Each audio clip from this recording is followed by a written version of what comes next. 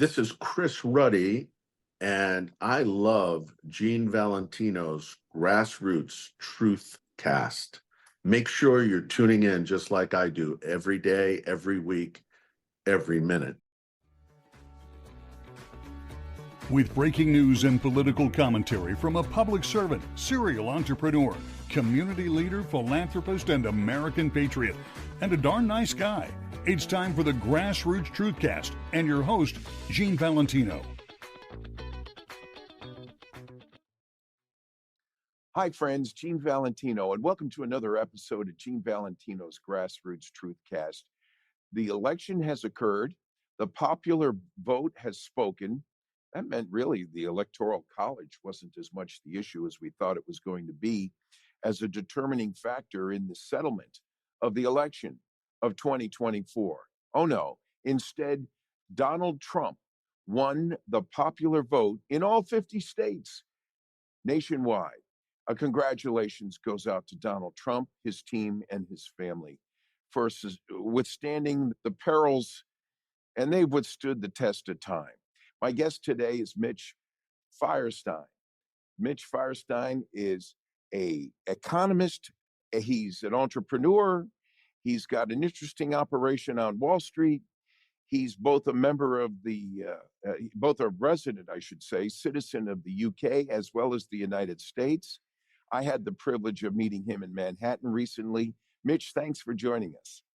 Thanks for having me, Gene. And great to be here. And I'm excited about that majority win that we got in the election on Tuesday. I was up until 4:30 a.m. watching the speech that he gave after he won. It was magnificent. And, this was a broad-based mandate. And let's not confuse things now. There's no possibility that people can say he didn't get a broad-based mandate. I'm a little curious as to the last seat in Wisconsin, which was reported recently, about how the vote count jumped at 3 o'clock in the morning. But be that as it may, the majority of people have spoken. So the people who are coming out to protest right now, really, this is getting to the point where it's ridiculous. This is the threat to democracy, and this is an insurrection because the people have voted. Not only have they voted, they've given him a mandate. Popular vote, 5 million votes. There you go. Popular vote, 5 million votes. And Mitch, it is a mandate, and it's surprising because the Electoral College was not triggered to have what I would call a settlement to the issue. Instead, it proved to be nice, but unnecessary. The popular vote has always been what our democracy was based on. The Electoral College was intended to clear up any shady matters, not necessary in this case. Kudos to the Trump team, the Trump campaign operatives, Susie Wiles in particular, who was his chief of staff within the election, now chief of staff in the White House, soon to be. Folks, we're going to take a break. We're going to have a deep dive on economics, both in Europe and domestically, as a consequence of this election Mitch was just referring to, right after this. I'm excited to announce our Christmas extravaganza is finally here. Get this season's flannel sheets for as low as $59.98. They won't last long, so get them while you can. Our famous My Slippers, they haven't been on sale for over a year. Regularly $119.98, now only $59.98. Our 6-piece towel sets are back in stock with extremely limited quantities, only $29.98. With hundreds of MyPillow products, there's something for everyone on your Christmas list. Bathrobes, duvets, quilts, down comforters, and so much more. So go to MyPillow.com or call the number on your screen. Use your promo code to save on all MyPillow products.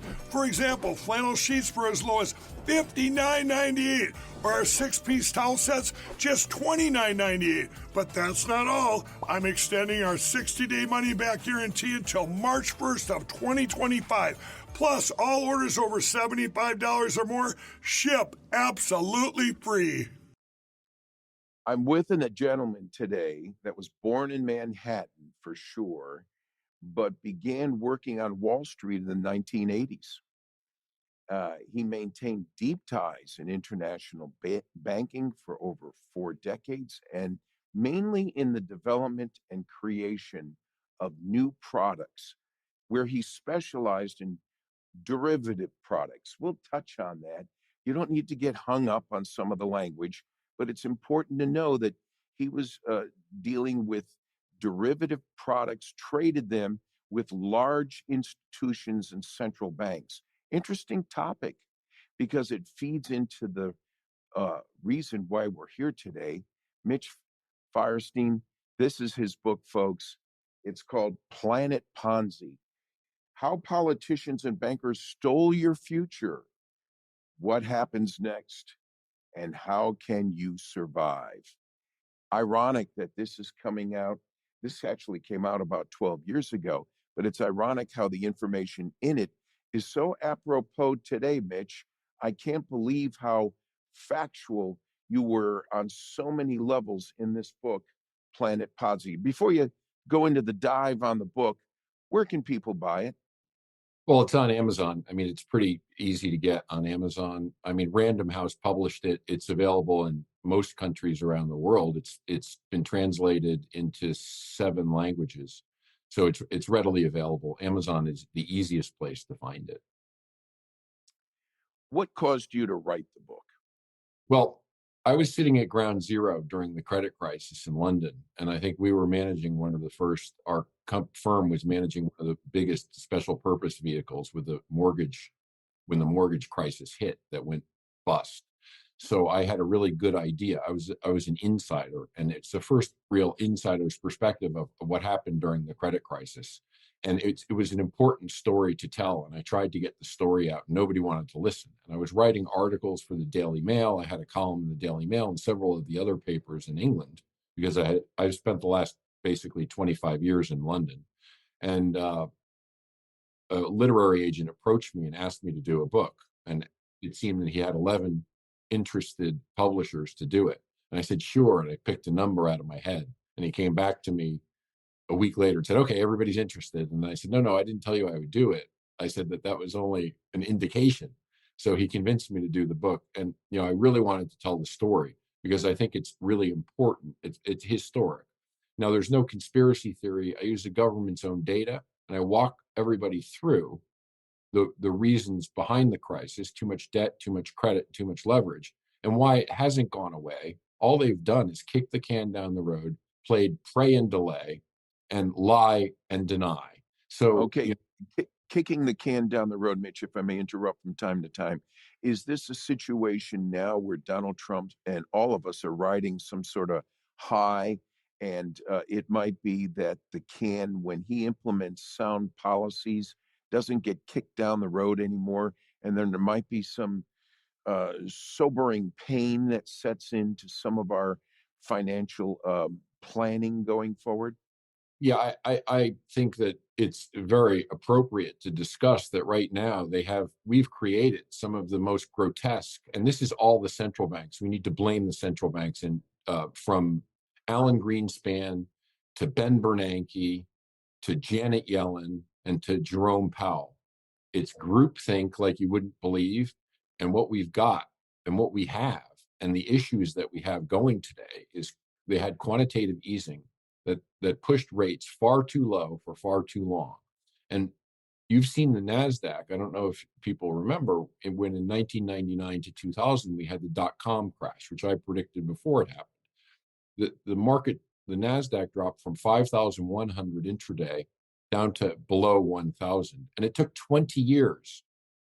It took 20 years, like 2022, I think, before it got back up to 5,000. And now we're, going to zero in on 20,000. So it got to 5,000 and it's quadrupled in 2 years or 3 years. I mean, and what are we? We're up close to 50% this year. There's no reason for that except we have massive inflation. And what we're getting, and I've pointed this out to many people, is we have hyperinflation in selected asset classes.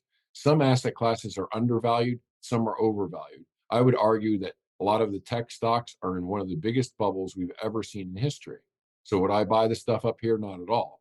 I've been scaling down for a while. I mean, this is a bubble. This is a bubble and it pertains to one niche, or are you talking about a pattern over all sectors in our financial marketplace? Well, it's an everything bubble that they've created, but there are pockets of opportunity that are undervalued. And with anything, I've always looked to those sectors to invest in when other people are not looking and they're not oversaturated. I think like the property market, commercial real estate in the United States is a disaster right now. I mean, the banks are highly exposed to that stuff. Property markets are in a bubble. Interest rates have to go higher, but they're pushing them lower. And the example of this is if you look at the disconnect between the 10-year bond, which is the rate at which the government borrows, and the stock market and what the Fed has done. The Fed reduced interest rates, as we know, twice. The first time was 50 basis points, which I accurately predicted before they did it when everybody else was saying 25. And I said they're doing it for political reasons. There's no macroeconomic or fundamental reason that they should cut rates. They cut them to try to get their candidate into office. 90% of the Fed has a heavy bias on the Democratic Party, and they direct their policies to move them forward. So they cut it 50 basis points, and the 10-year was trading at 361, I think, at the time, 3.61%, right?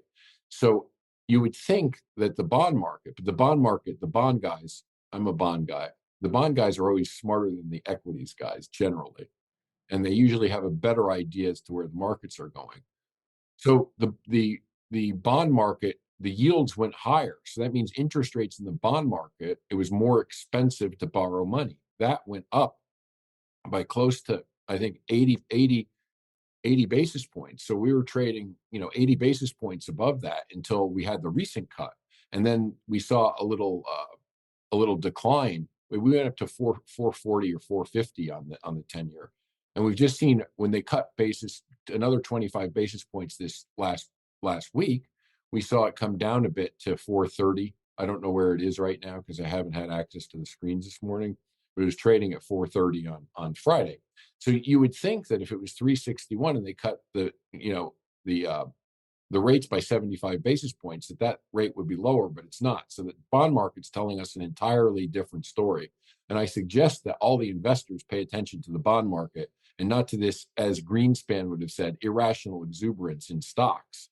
I mean, it's crazy, the nosebleed levels of valuations that we're seeing. And NVIDIA is one of the examples. I mean, you're seeing NVIDIA trade at a valuation of $3.6 trillion. I still don't know how they're making money or what their profitability is.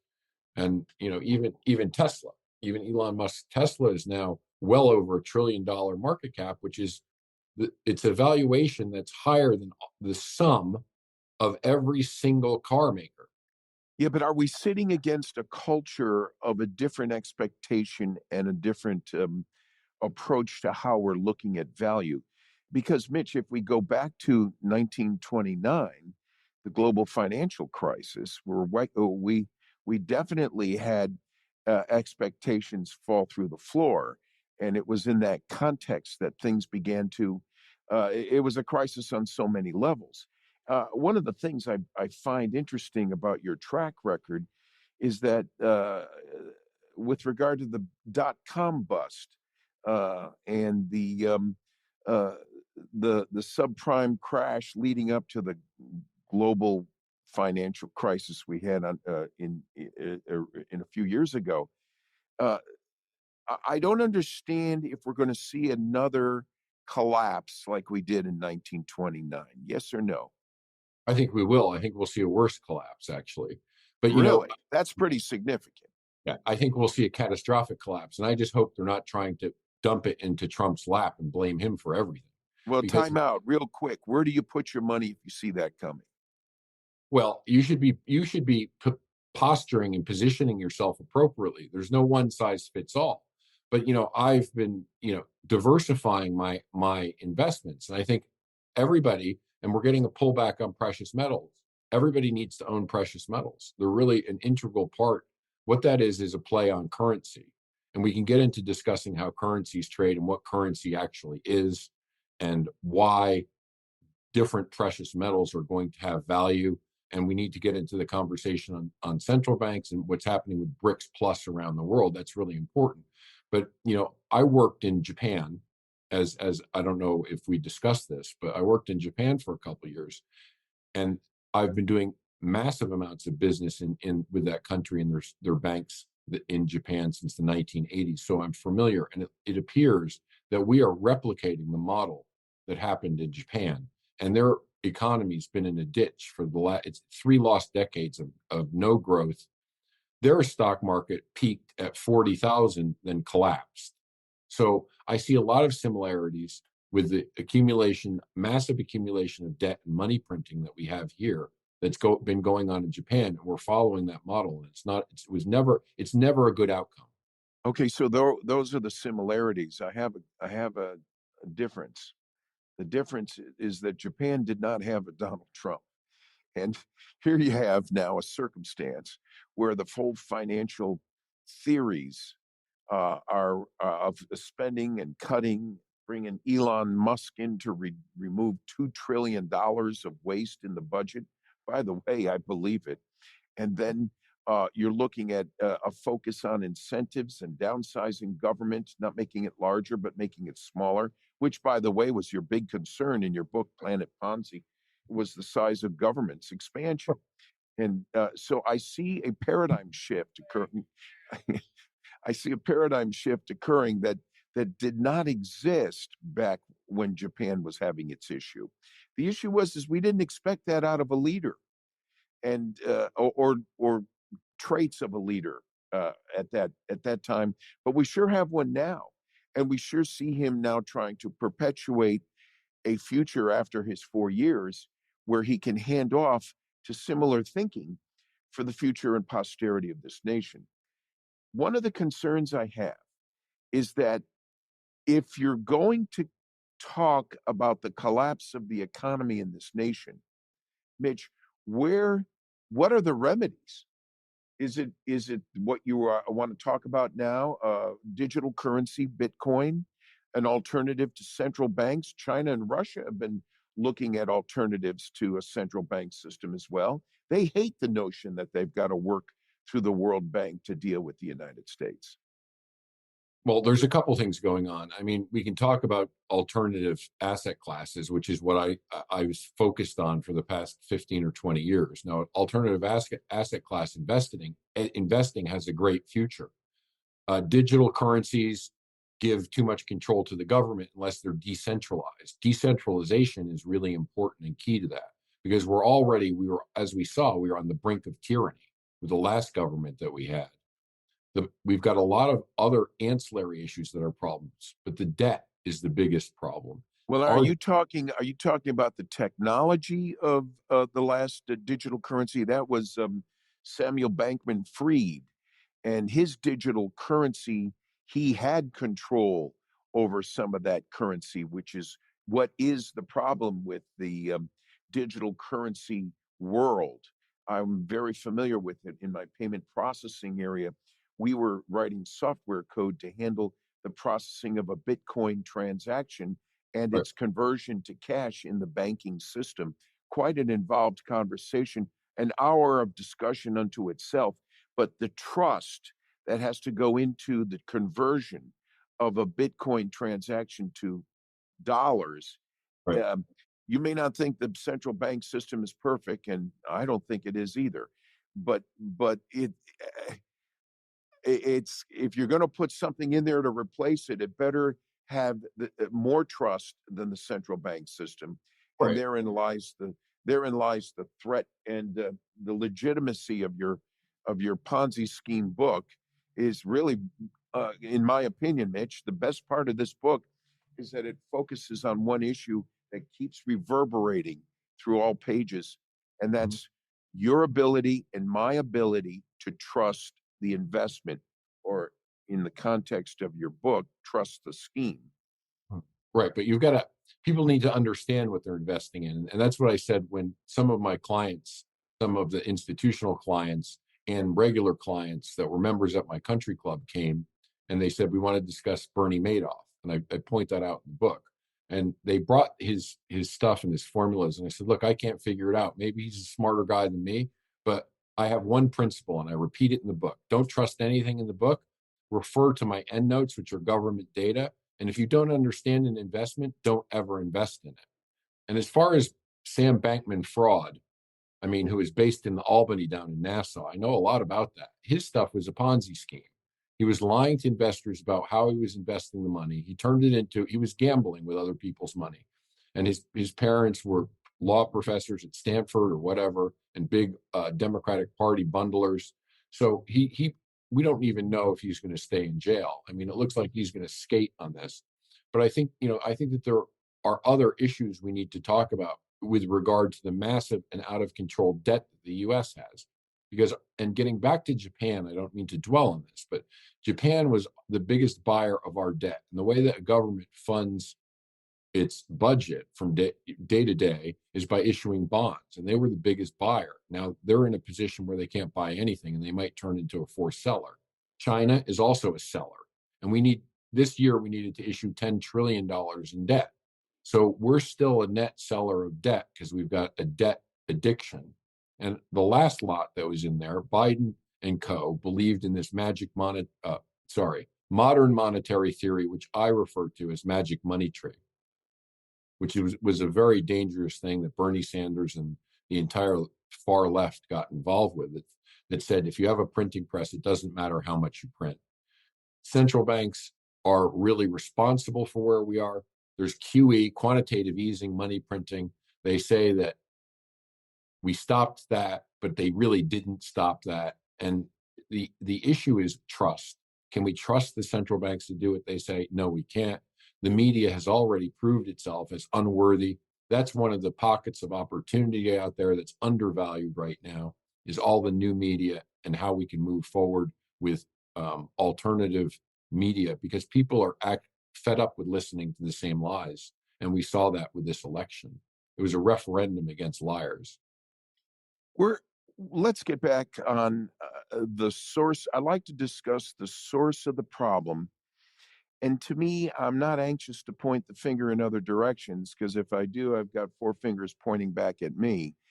I think it's incumbent upon all of us to be reminded that we must take responsibility for our own actions and bad actions.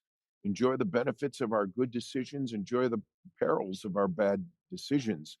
And sometimes we invest inappropriately and prematurely in things without a full study. What bothers me more is that we have turned into a culture, up to Trump, we've turned into a culture of expecting government now to step in to fix it, remedy it, and repair it, to make it right again, when in fact we are guilty. We caused the problem in the first place.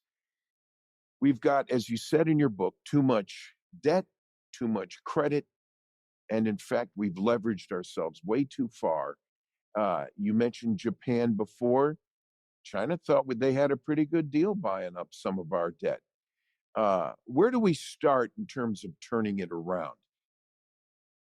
Well, Elon Musk's philosophy is right, but President Trump needs to surround himself with different people that think out of the box. I mean, $2 trillion, he can cut more than that. I can think of things that we need to cut.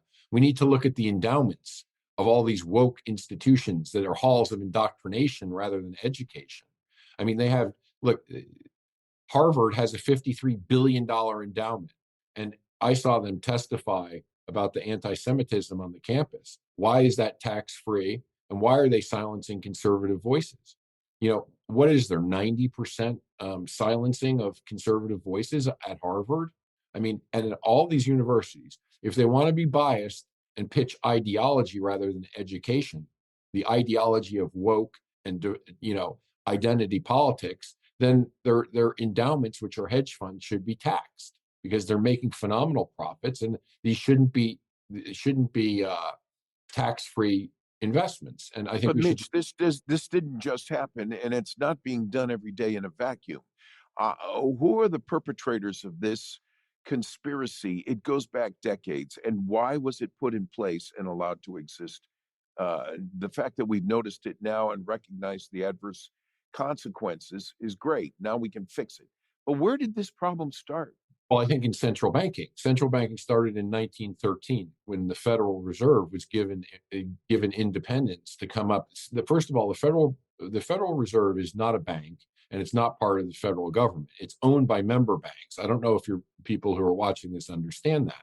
So they don't really take a minute to explain. That's good. Well, yeah, but I'm just saying that they don't understand that these banks work for the bankers. For example, Janet Yellen, who everybody knows Janet Yellen, for years, she said, inflation is contained, inflation is transitory, inflation is contained. We don't have an inflation problem, and kept printing money and kept interest rates too low for too long. What else with Janet Yellen? So none of the policies that she implemented were right. Everything she did was wrong. And when Janet Yellen moved from being the Fed chairman to the head of Biden's treasury, she was paid around $8 million in speaking fees by the big banks, right? So think about that for a minute. She was paid $8 million in speaking fees to the big banks. Now, why would anybody want to listen to her? Really, it's like quid pro quo, because she gave them friendly policies and bailouts that helped them. She also, and her husband, who was one of those 19 Nobel laureates that signed that letter saying how bad Trump's policies would be for the economy, contributed around $200,000 to Biden's campaign and to the Democratic Party. So you have, on one side, you have these people who are political operatives in positions of power that can dictate what happens to the economy with the policies that they implement, and they can cut rates or raise rates depending upon what they want to do to impact an election. So this is a system that's fundamentally broken, and I don't think they need to readjust the Federal Reserve. I think they need to shutter the Federal Reserve. I think it's past its sell-by date. These guys get 12 or 14-year appointments, and they get it wrong all the time. So, why are we paying for this? This is one institution we need to look into. I mean, we can cut the red ink by 50% in Washington and save way more than $2 trillion.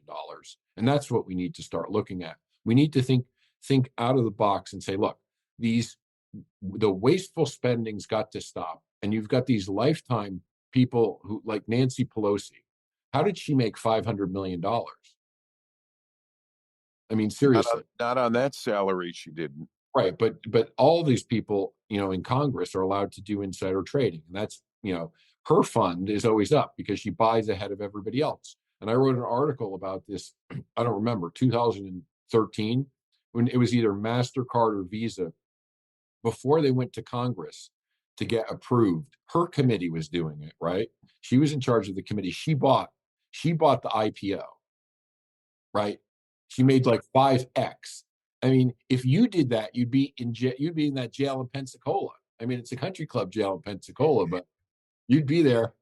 Well, there's definitely some bad intention here, and Mitch, that drives to a bigger issue, and it's bad behavior. I've said in my podcasts with other guests, and it seems to fall back with you. It's the same issue. It's called bad behavior. It takes on different complexions based on the topic. But I've been talking about a constitutional amendment. We've got 27 amendments in our Constitution now that all deal with rights, entitlements, privileges, protections of those rights. But we don't have any amendments in our Constitution that punish the hell out of you for bad behavior. In fact, if you go to Congress, you'll feel that they've exonerated themselves in certain situations from the threat of being punished. Right. Absolutely. Where is the constitutional amendment that says if you work in self-interest for personal gain at the expense of the taxpayer or the citizens at large, that you will be penalized? And I mean a felony, a federal crime that puts you away and penalizes you dollar-wise. If you're going to tell me that Steve Bannon is going to jail because he was trying to protect the rights of his boss and the secrecy of the information he was aware of at his boss's side, the president of the United States, you can't tell me that bad behavior that's more blatant cannot be punished. And this is where I think we need to go. It drives now to your whole issue on central banking and a lot of other antics that are going on to protect the wrongdoing that's going on in and around the financial institutions. Exactly. You couldn't have said it better than me, but I think if you look in my book, there's a graphic in there, and it's got a chart somewhere, a table of how many bankers were jailed for the biggest financial crisis in history. And I go through it country by country, and the sum is zero. Zero were jailed in any country for the malfeasance. And to speak at that point, the chairman of the Federal Reserve, Alan Greenspan, ex-chairman at the time, said, "You don't need new. We don't in a autopsy of what happened during the Great Financial Crisis." Greenspan on stage said, "We don't need new regulations. There was definitely fraud committed. We need enforcement of existing regulations." That's a direct quote of Alan Greenspan, and I put it in the book for a reason. So Greenspan, the ex-Fed chair, is admitting that the banks committed fraud.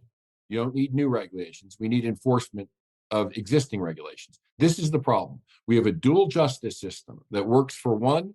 We don't really have accountability. And, the Federal Reserve, Alan Greenspan, was the one who said that the issue was we're not enforcing existing regulations. And he was the most powerful guy on Wall Street for a really long time. And that's when it all started to unravel under him. What happened with Greenspan is, under Greenspan's tenure, they convinced Larry Summers, who's a cancer that keeps appearing everywhere, from Harvard to the Treasury, convinced Bill Clinton, and Clinton has said recently, I don't know, a couple of years back, that this is one of the biggest regrets he's ever had, was getting rid of Glass-Steagall. And I think I speak about this in the book. So that is the problem, because what happened is the exponential amount of debt that increased, it just skyrocketed when that happened. And that was under Greenspan. And so that's when we started having problems. And Greenspan actually engineered one of the first bailouts in history. So this was moral hazard. This was the problem. You don't have accountability. In capitalism, right? Capitalism, we have a mechanism, and it's called bankruptcy. When people go bankrupt, that's how it's finished. They don't get bailed out. Like, I don't know if you remember, but we had the Resolution Trust back when we had the repo market failures, and all of these savings and those guys were put in jail. And that's what I said we should have done back when the credit crisis happened, but we didn't, because we don't have any accountability. And that's part of the problem. We need to talk about proportionality, and we need to talk about perspective. And I guess we can get. Yeah, and let's do that after we make a break. And before we break, folks, we're talking with Rich Firestein. What a great book he's written about 12 years ago. And what amazes me most about Mitch is that the issues he brought up 12 years ago in this book, Planet Ponzi, are just as true today, if not more so. He talks about a complete collapse in our economy greater than the stock market in 1929. We're going to talk more about that when we return right after this. Throughout history, the spirit of patriotism has prevailed. The battles may have changed, but the values remain the same. Today, in 2024, we find ourselves at a pivotal moment where the call for unity, freedom, and a better future echoes louder than ever. For more than 10 years, Patriot Mobile has been committed to supporting the values that make our nation great. With affordable plans and reliable nationwide coverage, Patriot Mobile is not just a wireless service. It's a call to action for those who believe in the American dream. Because this year is not just any year, it's the most important year since our nation's founding. Choose a wireless carrier that shares your values. Choose Patriot Mobile.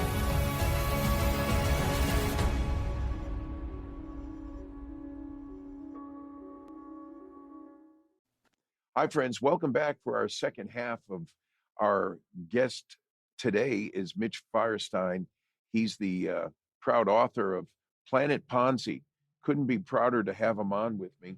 An economist, trades on Wall Street, dual citizen both in Europe, the UK, and in Manhattan.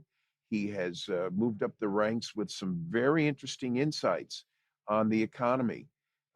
He has a very truthful projection, a sobering projection on what the future may behold that I'll let him talk about. Thanks for joining me today, Mitch. Thanks for having me. It's great to be here. Okay, we need to jump into Europe's economy. Get sidebarred a little bit with your relationship with Nigel Farage, and let's have a little fun. But let's talk about Europe and its role in the financial environment worldwide. How they've helped the United States, how they've hurt the United States. Take it away. Well, look, I think the European Union, the whole concept of the European Union was a bad idea. And that's why I helped Nigel with Brexit. We can get into that a little bit later, but it wasn't financially beneficial for the United Kingdom. And I ran for Parliament in 2019 in his party. It wasn't financially advantageous for us to stay in the European Union because we would have had to go joint and severally liable with the other 27 member states and pick up their debts.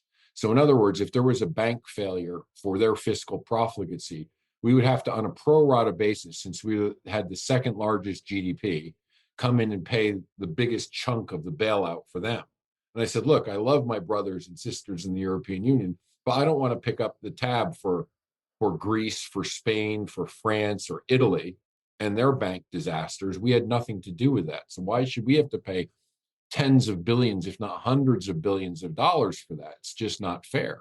And but wouldn't they argue back to you in return that the production jobs, their version of the GDP was an enhancement to whatever your proportionality was in the EU financially?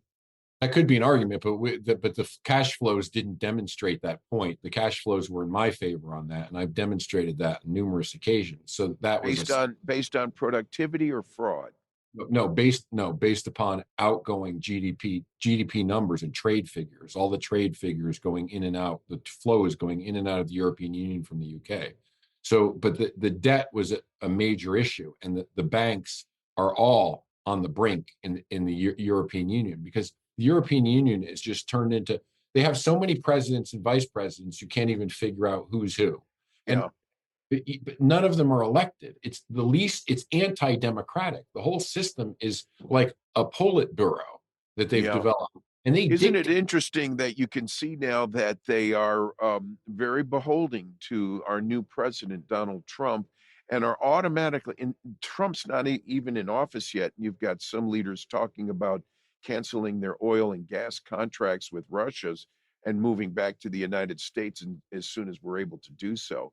I find that very patronizing and disingenuous, but in fact, it's where we're going to get some of that revenue to pay down our debt. Well, yeah, I don't know about that. I mean, we should, hopefully, but the problem in Germany, and I've predicted this for a while, I said Olaf Scholz doesn't belong in power and he'll be gone. I mean, he'll be gone before, I think, January from power, because he's just, the problem with Germany is they're in a deep recession because they're no longer getting cheap natural gas from Russia that they were getting in the Nord Stream pipelines. When that blew up, it crushed the largest economy in the EU, which is Germany, the powerhouse, the engine that drives the EU. So they don't have any way back from that. So all the German corporations are screaming, we need back our cheap gas so we can drive everything again in this country. And unless we get that, there's a problem. We don't want open borders either. And that's one thing that Merkel started, were open borders in Germany. And it's turned into a disaster for the country. That's why AfD is a party that's gone from 2% up to one of the largest parties in Germany now. And the government, this is the way the media comes into all of this. Now that the media is saying, oh, they're far right. Everybody the media disagrees with is far right or a Nazi or whatever. If they disagree with your perspective, you're not allowed to have that perspective. The problem with the EU that I think we need to chat about is the disproportionality. Like a country like Latvia, their GDP is $43 billion. They have got a population of 1.8 million people, and they have the same vote as like the United States would in NATO. So, they get one vote, or they get one vote with all the other big countries. You get one vote. So that's ridiculous. And these countries are so corrupt, the small little countries, the member states in the European Union, that it's pretty ridiculous. Well, then what's your take on Ukraine coming into the EU? Impossible. Won't happen. Reason? Ukraine will not join the European Union. It will not ever join the European Union, because that will trigger World War III with Russia. Does it would I would think it would have been triggered whether they were in the EU or not. I mean, we look at the monies we were on the giving them, and where this has gone. Why would their presence in the EU likely trigger war? Well, no, it would. I don't think World War III has been triggered yet. And I'll get back to Ukraine would entry. These were the conditions that could have stopped and prevented the war, that were part of a negotiation that would have happened in March of 2022 that Boris Johnson scuppered in Turkey, the peace agreement. The agreement would have been Ukraine won't join NATO, promise that they won't have nuclear weapons, and then we can talk about Donbass and Crimea and the other parts of territory. And Okay. that's what really triggered this. What would trigger that is Putin set up a series of red lines. He set up a series of red lines that would impede the security of his country. And he said that could elicit a nuclear response. And we don't want to escalate. We want to de-escalate. We should have, in March 2022, settled this. I mean, because Ukraine has lost this war. They've lost 500,000 people.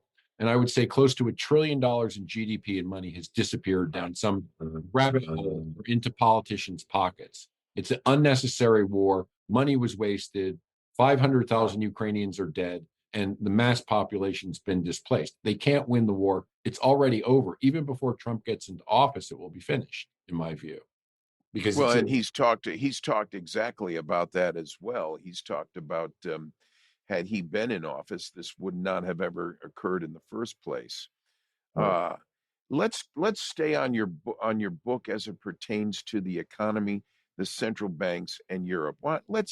So what do you foresee the future of the EU as it relates to financial, if nothing else? Well, look, I think the EU will blow itself up, because I don't think there's enough consensus, and I think people are tired of being bullied, which is what Ursula von der Leyen, who's the president, who is reelected, and there's a big scandal with her and Pfizer coming out that she suppressed. But nobody votes for these people, and they're fed up with them dictating policies. I mean, Hungary was the first one, and they tried to cut off his funding from the European Union. And, Orban is a strong leader. He's a good leader, and he's a conservative. And they don't want conservative voices. They don't want you to say anything. They want you to sit down and do what you're told. And they elect in the back room. They make some sleazy deals.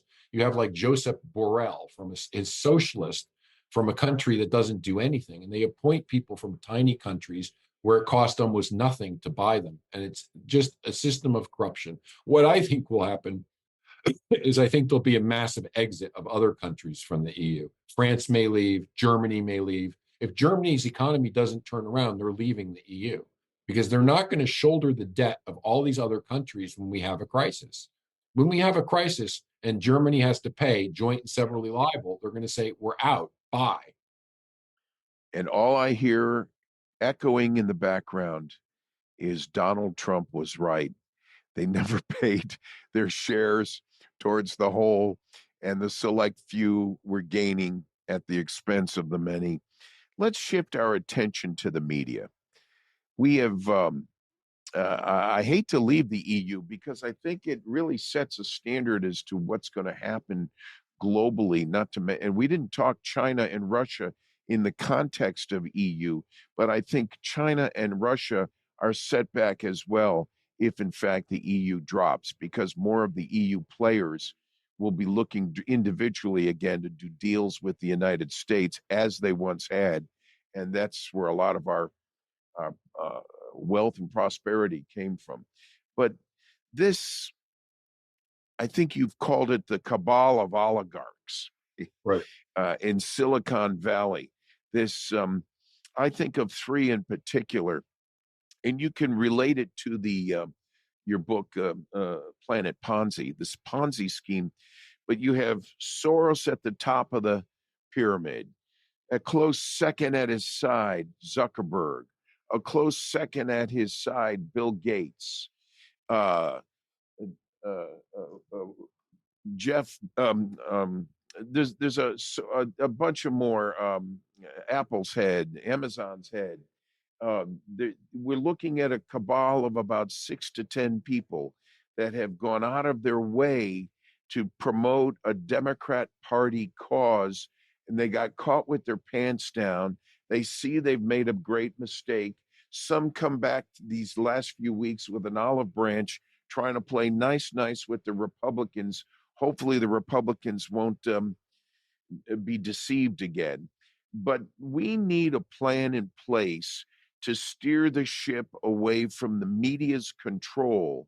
What is that plan from what do you observe, and then what do you suggest? Okay, well, the media, first of all, is mostly mass censorship, propaganda, and a Marxist twist to it. I mean, people like Bill Gates and Reid Hoffman and Jeff Bezos, all of these guys are pushing an agenda.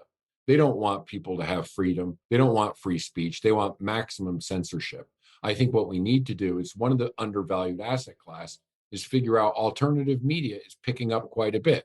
But you see, they're trying to legislate in Europe against any alternative media. That's why they've created these big misinformation and disinformation ministries of truth. I mean, you talk about Orwell would be rolling over in his grave because it's Orwell on steroids, along with you know, the minister of the Third Reich, Joseph Goebbels, the minister of propaganda and enlightenment. This is dark stuff. I mean, you've got some of the biggest funds who are contributing to these organizations. It's not anything I don't like. This is subjective stuff. Okay. Who defines what misinformation is or disinformation? Oh, you hurt my feelings. That's misinformation and you go to jail. And they're putting people in jail in the UK for speech and for mean tweets. Okay. But that's even worse than what our issues are here on the same point. But it's worse there. You're right. There's stabbings on the street there, and that goes unpoliced. And these protests go unpoliced with these wild Palestinians burning stuff down. And that stuff people get away with, like BLM and all this other nonsense that happens. And so that's why we have to put everything into perspective and have proportionality, which we don't have. And, the media needs to get reined in. We need new media. People are fed up with it. That's an opportunity. And I'm telling you, I can talk about that for 3 hours, what we could do with the media to revise it. We need government help with that. The Section 230 needs to be redone. I mean, Zuckerberg is a disgrace. He manipulated the last election with his funding. YouTube. Now, talk about Section 230. I think it's an interesting point. The public ought to hear it. But yeah, I think, look, I don't think that these guys now are the public square. So they can't get away with saying that we're new. And I don't know why Congress, unless they're getting money, oh no, that would never happen, right? Unless the congressmen and senators are being paid off to keep them happy. But quite frankly, Google can manipulate with their algorithms. I know this to be 100% fact. They can manipulate any election, anywhere, anytime. And you can't. Hey, wait a minute. I now have an understanding of how Nancy Pelosi has a $40 million net worth. Boy, 500 million, not 40. Oh, excuse me. She's got a ridiculous net worth, and it's all insider trading. And she thinks it's okay. I really think the public needs to come out and take their head out of the sand. Folks, it's just as much your problem and mine if we do nothing. Mitch is bringing it up for us. We're talking with Mitch Firestein. He's the author of a great book, Planet Ponzi, but he's also an economist. He also is a institutional investor, broker, not necessarily retail for you and me buying stocks, but he goes out and consults with a lot of the big institutions on trends and patterns and directions and helps them with their financial investment strategy. How's that, Mitch, for a capsulization? Is that good? I've mostly spent my time in commercial banking and institutional investing. So, institutional investors and central banks have been my forte, and new product development and derivative products. I did the first interest rate swap in North America and have been actively involved in the global markets my entire career. I'm not just USA centric. So I see the bigger picture. And I think most people need to understand how all these things fit together. And BRICS Plus is really significant, which is what we need to have a quick chat about, because you brought it up yourself. And what we're talking about is going from a unipolar world where the United States dominates everything to multipolarity.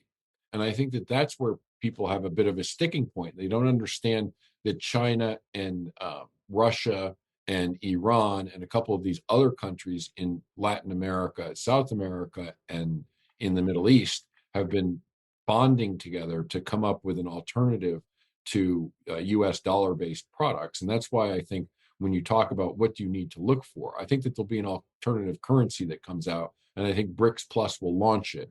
And I think that it will be a basket of commodities, and I know exactly how they're going to do it. But that's okay. On that point, is this consistent with what Donald Trump's been talking about lately in his drive for a crypto environment alternative? I think that he's right with coming up with an alternative, but I think their alternative is going to be different from that. I have a fairly good idea on what that's going to be and how they're going to do it. But I think you need a tangible asset class to have as a backdrop, because what is a currency? A currency is a promise of a government to repay. So when people realize that you can't repay your debt, it's a promissory note, then your currency becomes worthless, and you become Zimbabwe, or you become this is what happens to your currency right here. Can you see this? Bring it up a little closer. Oh, yeah. $100 trillion. It's $100 trillion bill, and that's the Reserve Bank of Zimbabwe. That's a real $100 trillion bill. I bought a lot of those a long time ago, and now they're worth a lot. I mean, they're not worth anything, but that's what happens to your currency. And I think I have in my book, I talk about a $50 billion egg is one of the chapters in my book. But this is one of the dangers you get when you start printing money like that. You get hyperinflation. That's right. That's what I was saying. We have hyperinflation in selected asset classes, and I don't think that's far from where we are now. Well, I got a bill too. This is a $20 bill. Yeah. And there's Andrew Jackson. I'm going to give you this bill. And on the back of it, it says, "In God we trust." Right. And so up to now, here's the distinction for most people.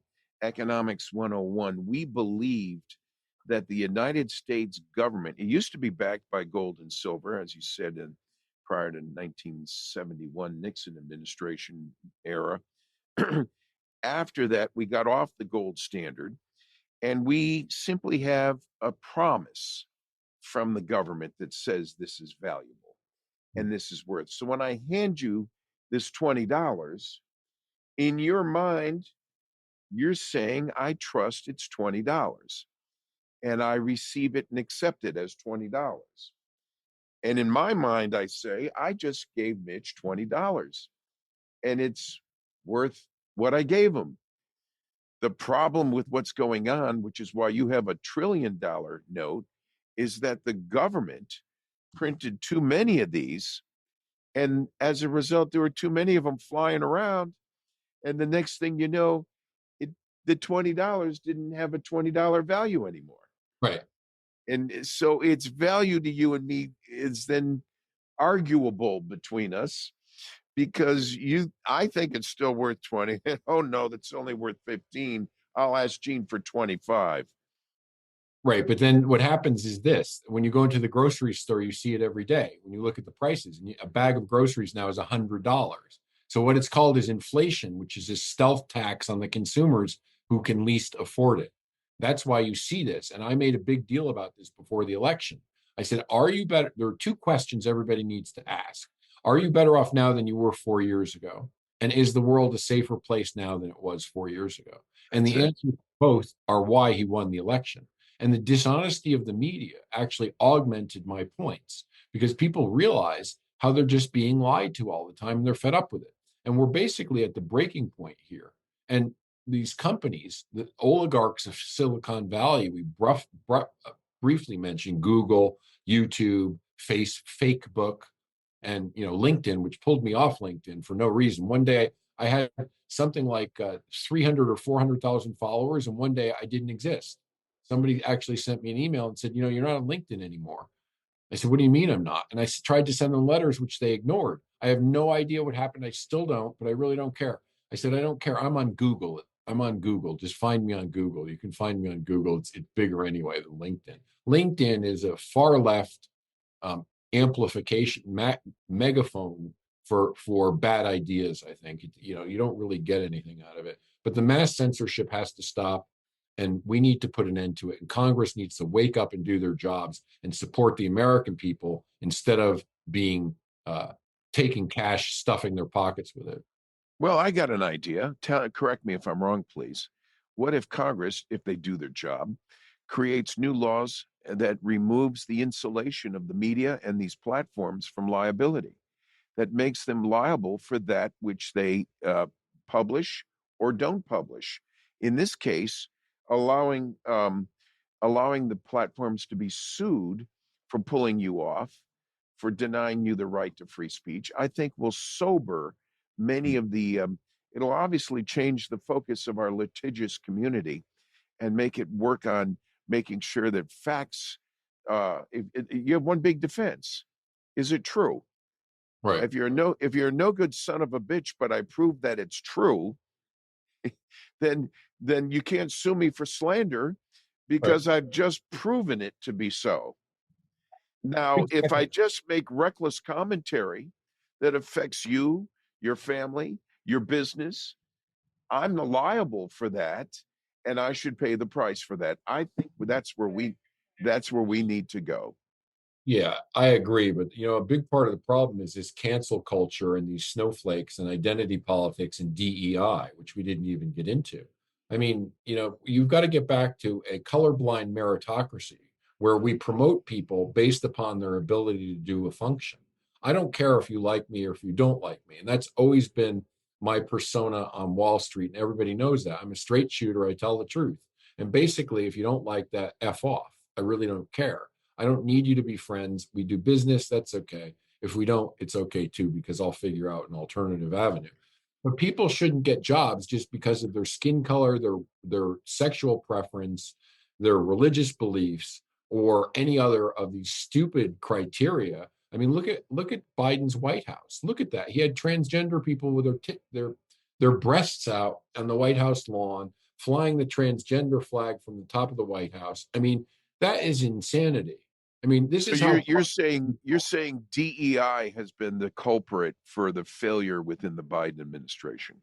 Well, it's been one of them, but look at that's why I can guarantee you that's why Silicon Valley Bank went bust, and I've got a list of over 240 banks that are about to go bust for the similar reasons and their exposure to treasuries, and they've got rotten balance sheets. So the banking crisis for the smaller regional banks is far from over, and that's what we were getting into a little earlier when we discussed that commercial real estate, residential real estate, and a lot of the bad loans that they have on credit card debt. Credit card debt should not be 30% or 28% or 25%. Correct. And these banks are borrowing from the Fed at almost zero. So, boy, I remember just 4 years ago, I was borrowing money at something around 1.9 to 2.1%. And boy, that's ancient history now.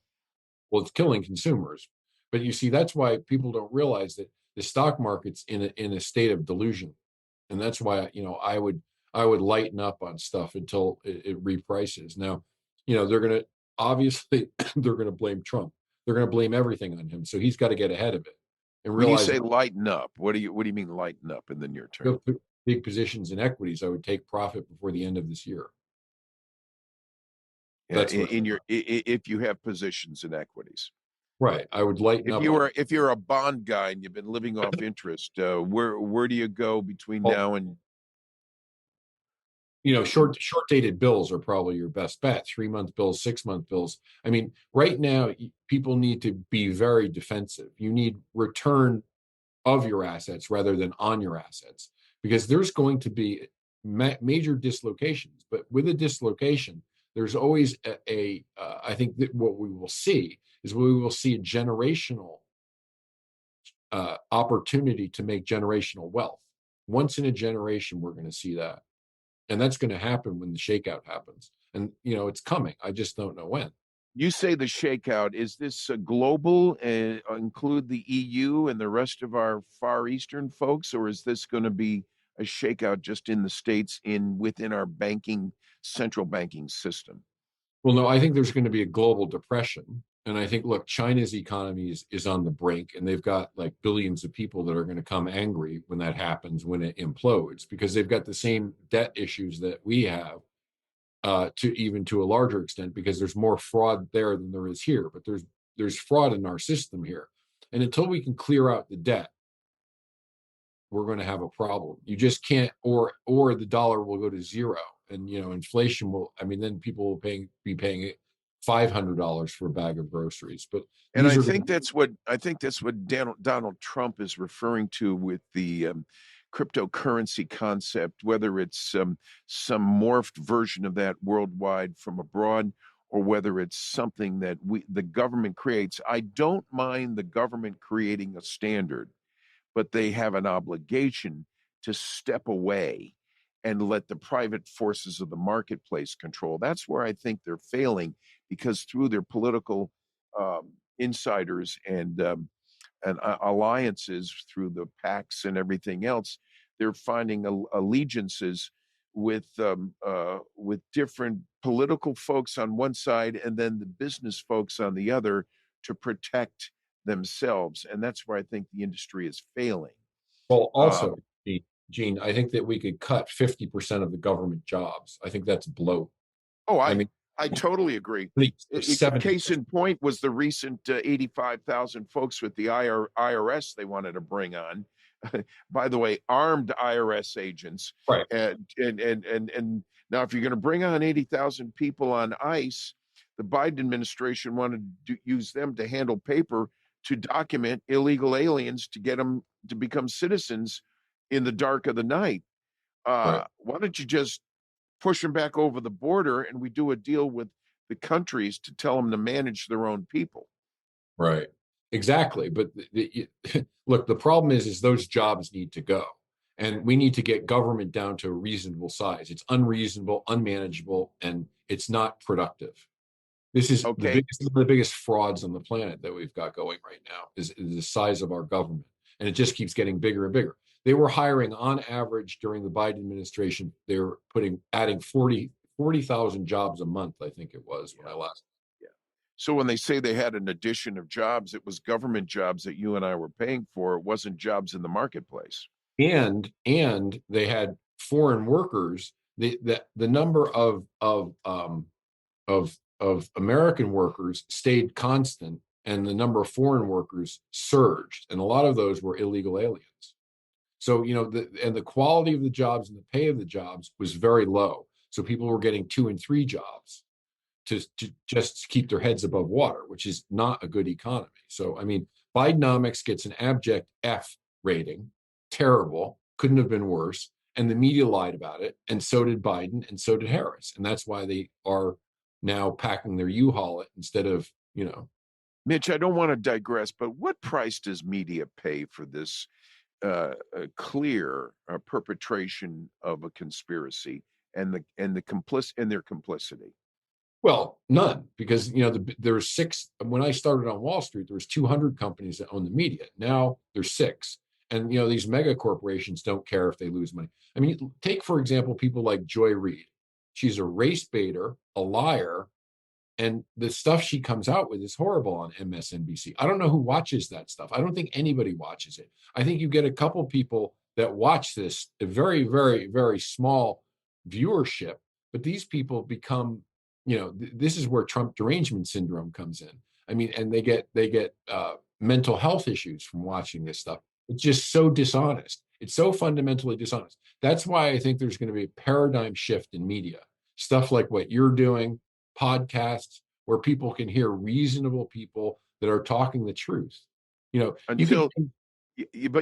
take a show like this, which you and I have put together, and they've got their bots and their scrubbing mechanism to come in and see what's hot and not on this interview.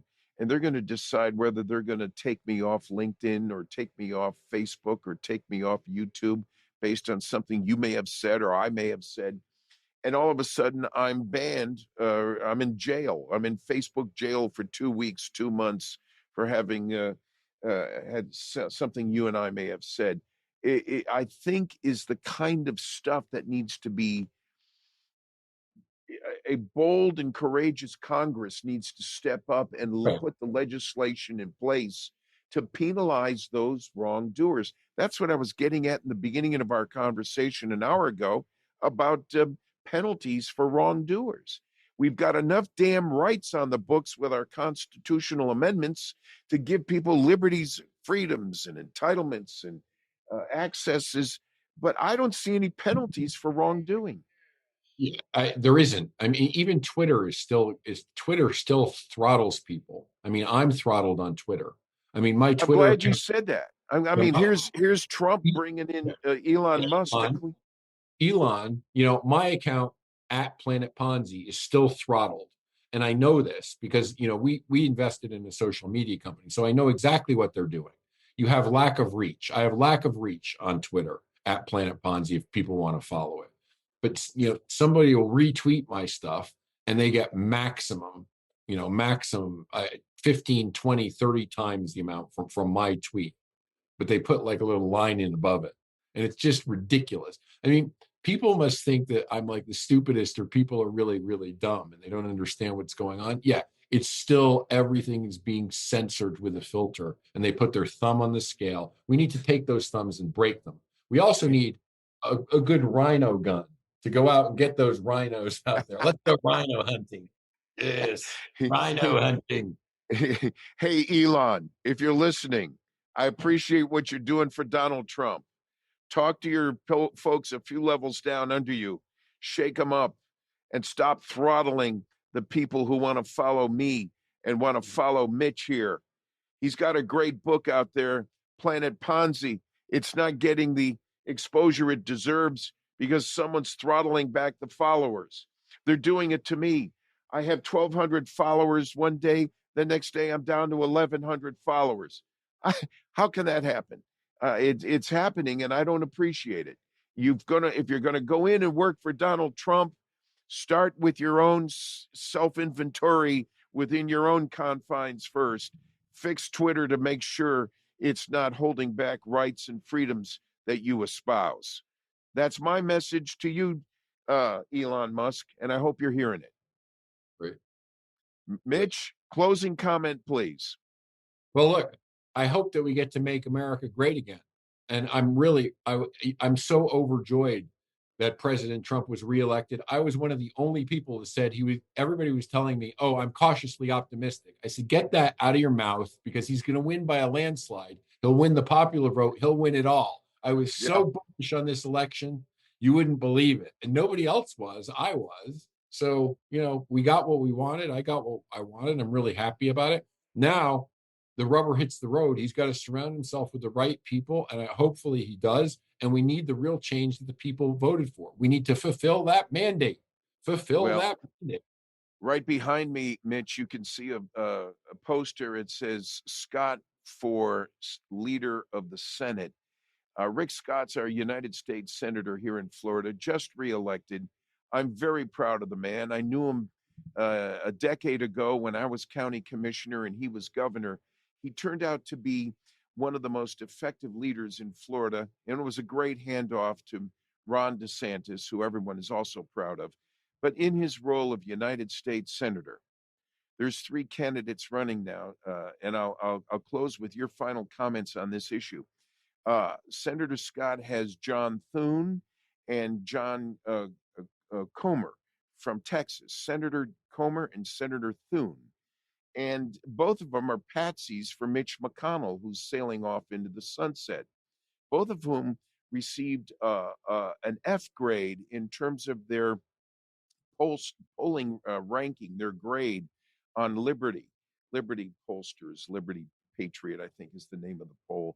And now we're seeing from even X itself on Twitter massive number of people. There was a two-day poll out. Over 50,000 people polled. 90% of the polling went in favor of Senator Rick Scott. Less than 10% split between the other two. Why is Mitch McConnell and the secret ballot in the Senate pushing for the possibility of Thune or Comer when the nation, the popular vote, seeks Senator Rick Scott? Comment? Yeah, that's simple. I mean, Mitch McConnell's a liar and he hates Donald Trump, right? Cornyn, Cornyn in Texas should be primaried. That guy hates Trump too. So Scott is the choice. That's what the people want. That's what the mandate should be. And we should get what we want. I mean, these games won't work. I mean, McConnell should be removed. I mean, Yeah. I think his dementia is getting as bad as Biden's. Well, so's his, and I guess one thing I've noticed His consistent with the payola two of from them. also his payola from China, that his wife, I think, is also involved with getting a little paycheck from I'm glad you brought that up, but custody of China. it's a level of vitriol that exists both with Schumer, McConnell, and others that hated Donald Trump so badly, Biden in particular. And it's now been proven that the American citizen doesn't buy into that anymore. They Right. want Rick Scott. My only comment is let's do what we can. He's a good friend of ours and the media around us that we're aligned with. Mitch thinks the world of Senator Rick Scott as well. We need him in there to cooperate. He is the most transparent in what he has said. He Let's would give be, Cornyn the big thumbs down. yeah. He said, "Hey, it was Thune that had um, Dick Cheney at his house the day of the election going hunting. Senator Thune had Dick Cheney at his house on the day they were hunting. On the day of the election, they went hunting. It's obscene what I've seen. The nation needs to know it. The popular vote out there has already given its opinion. Let's get Senator Rick Scott in. This is my last pitch. Today is Monday, the 11th. I think tomorrow, the 12th, the Senate's supposed to be having a ballot tomorrow on this thing. It's supposed to be a private ballot. I'm not in favor of a private ballot. I think it's going to leak out and show what the results are anyway. So the Republican senators that choose the party leader in the Senate best be advised that, like what Mitch Firestein just said, they may be primaried if they're not careful about this vote. Their actions will speak louder than their words. Mitch, any final thoughts? Yeah, I mean, Rick Scott, thumbs up, the other two thumbs down, and come on, this is our mandate. Let's get it going, guys. Get it together or get primaried out and leave the party. Join the Democratic Party. Or join, what's her name? I keep forgetting. Uh uh Sorry. Kamala Harris? No, I've got a mental block. Her daddy was VP. Liz Cheney. Liz Cheney. Yeah. Cheney. I can't even think of that woman anymore, but think about the destruction that she's done and the mayhem she tried to sow. And her election was the poster child for what happens when you don't listen to the people of America. Yeah, well, that is what happens when you don't listen to the people of America. And think about how many people fall into that same basket, Mitch. You've got Liz Cheney, her father. You've got Pelosi, Maxine Waters, Jerry Nadler, Adam Schiff, Eric Swalwell. Yeah.